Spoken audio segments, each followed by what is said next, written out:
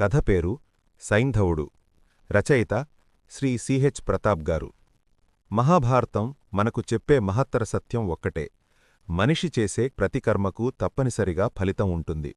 ఆ ఫలితం వెంటనే రావచ్చు, ఆలస్యం కావచ్చు, కాని అది తప్పదు. ఈ కర్మసిద్ధాంతానికి జ్వలంత సాక్ష్యంగా నిలిచిన పాత్ర సైంధవుడు, అనగా జయద్రథుడు. కురుక్షేత్ర సంగ్రామంలో 13వ రోజు జరిగిన మహావిషాదఘట్టాలకు మూలకారణమైన ఇతని జీవితం, అహంకారం మనిషిని ఎలా అంధుడిగా మార్చి వినాశనానికి నడిపిస్తుందో స్పష్టంగా దర్శింపజేస్తుంది.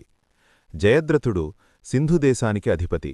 రాజ్యాధికారం, బంధుత్వబలం ఈ రెండింటి మదంలో అతని అంతఃకరణం క్రమంగా మసకబారిపోయింది.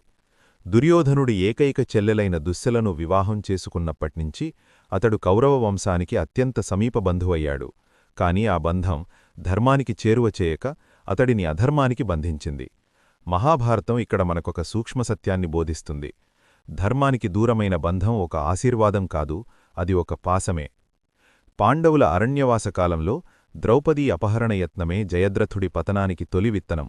ఆశ్రమంలో ఒంటరిగా ఉన్న ద్రౌపదిని చూసి అతని లోపల దాగి ఉన్న కామం, రాజగర్వం, అహంకారం ఒక్కసారిగా ఉగ్రరూపం ధరించాయి. ఒక పతివ్రతను అవమానించగలనన్న దుర్మోహమే అతడిని పాపపు అగాధంలోకి నెట్టింది. భీమార్జునులు అతడిని తరిమిపట్టుకుని శిక్షించగా ధర్మరాజు కరుణ వల్ల అతడు ప్రాణాలతో బయటపడ్డాడు. కాని శిక్షనుంచి తప్పించుకున్నాడేగాని కర్మబంధం నుంచి అతడు తప్పించుకోలేకపోయాడు. ఆ అవమానాన్ని జయద్రథుడు పశ్చాత్తాపంగా మలచుకోలేదు, ప్రతీకారంగా మలచుకున్నాడు. ఇక్కడే అతని ఆత్మపతనం మొదలైంది. పాపాన్ని పశ్చాత్తాపంతో కాల్చివేయాలి, ప్రతీకారంగా పెంచుకుంటే అది విధ్వంసాగ్నిగా మారుతుంది. ఇదే మహాభారత ధర్మబోధ.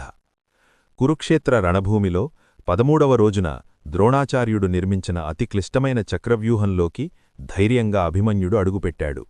వ్యూహంలో ప్రవేశించే విద్య అతనికి తెలిసింది, కాని ఆ మాయావ్యూహం నుంచి నిష్క్రమించే మార్గం మాత్రం అతనికి అజ్ఞాతమే. ఆ క్షణంలోనే సైంధవుడు తనలో పెరిగిపోయిన అహంకారాన్నే ఆయుధంగా మలచుకుని అర్జునుడిని తప్ప మిగతా పాండవ వీరులందరినీ అడ్డుకున్నాడు. కుమారుణ్ణి కాపాడుకునేందుకు తండ్రి పరుగెత్తుకొచ్చే దారిని కూడా అతడు నిర్దాక్షణ్యంగా మూసివేశాడు. ఆ ఒక్క క్షణమే సైంధవుడి జీవితంలో అతడు స్వయంగా తన విధ్వంసానికి సంతకం పెట్టుకున్న అత్యంత భయానకమైన కర్మగా మారింది.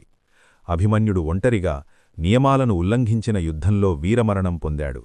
ఆ రక్తబిందువులు ధర్మభూమిపై పడినప్పుడే జయద్రథుడి విధికి అంతిమ తీర్పు వ్రాయబడింది. కుమారుని మరణవార్త విన్న అర్జునుడు శోకాగ్నిలో దహనమయ్యాడు. అదే శోకం ధర్మజ్వాలగా మారింది. రేపు సూర్యాస్తమయం లోపల జయద్రథుడిని సంహరించకపోతే నేనే అగ్నిలో ప్రవేశిస్తాను అన్న అతని ప్రతిజ్ఞ ప్రతీకారం కాదు, ధర్మప్రతిజ్ఞ. 14వ రోజంతా అర్జునుడు జయద్రథుడి కోసం కౌరవ సైన్యాన్ని చీల్చుకుంటూ ముందుకు దూకాడు.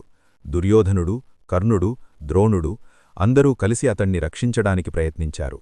కాని అధర్మాన్ని ఎన్ని శక్తులు కాపాడినా కర్మఫలాన్ని ఎవ్వరూ అడ్డుకోలేరు. సూర్యుడు అస్తమిస్తున్న వేళ శ్రీకృష్ణుడు తన యోగమాయతో చీకటి కమ్మించాడు. సూర్యుడు అస్తమించాడని భ్రమించిన జయద్రథుడు గర్వంతో బయటకు వచ్చాడు. అదే అతని ఆఖరి గర్వక్షణం. ఆ మాయను తొలగించిన కృష్ణుడు సూర్యుడిని మళ్లీ దర్శనమిచ్చాడు. క్షణంలో అర్జునుడి బాణం సైంధవుడి శిరస్సును ఛేదించింది. తండ్రివరం కారణంగా ఆ తల నేలపడకూడదని జాగ్రత్తపడి అర్జునుడు ఆ శిరస్సును బాణాలపై మోసుకుని తీసుకెళ్లి తపస్సులో లీనమైన వృద్ధ క్షత్రులు ఒడిలో వేశాడు. నిద్రలేచిన అతడు తెలియక ఆ తలను నేలపై పడవేయగా వరప్రభావంతో అతని శిరస్సు కూడా బద్దలై జయద్రథుడి పతనానికి సంపూర్ణత చేకూరింది. సైంధవుడి జీవితం మనకొక నిత్య నిజాన్ని గుర్తుచేస్తుంది. స్త్రీకి చేసిన అవమానం, నిరపరాధిపై చేసిన అన్యాయం, అహంకారంతో చేసిన అధర్మం ఈ మూడూ కలిసిన చోట ఏ వరమూ రక్షించదు, ఏ రాజ్యమూ నిలబడదు, ఏ బంధమూ కాపాడదు. కర్మ ఎప్పుడూ నిద్రపోదు, అది నిశ్శబ్దంగా ఎదురుచూస్తుంది. తగిన క్షణం రాగానే అది తన తీర్పును తప్పక అమలు చేస్తుంది. సైంధవుడు రాజుగా జన్మించాడు, కాని ధర్మాన్ని ఆశ్రయించలేదు, గర్వాన్ని ఆశ్రయించాడు.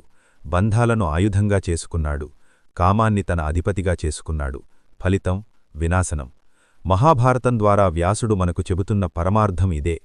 ధర్మాన్ని విస్మరించిన క్షణం నుంచే మన పతనం ప్రారంభమవుతుంది. కర్మను ఎవ్వరూ మోసం చెయ్యలేరు. న్యాయాన్ని అడ్డుకున్నవాడే చివరికి న్యాయానికి ఆహుతి అవుతాడు. ఇదే సైంధవుడి జీవితం మనకందించిన శాశ్వత ఆధ్యాత్మిక సందేశం. కథ సమాప్తం. కథ విన్నందుకు ధన్యవాదాలు. మరిన్ని చక్కటి కథల కోసం, కవితల కోసం, ధారావాహికల కోసం మనతెలుగుకథలు.com సందర్శించండి. Thank you.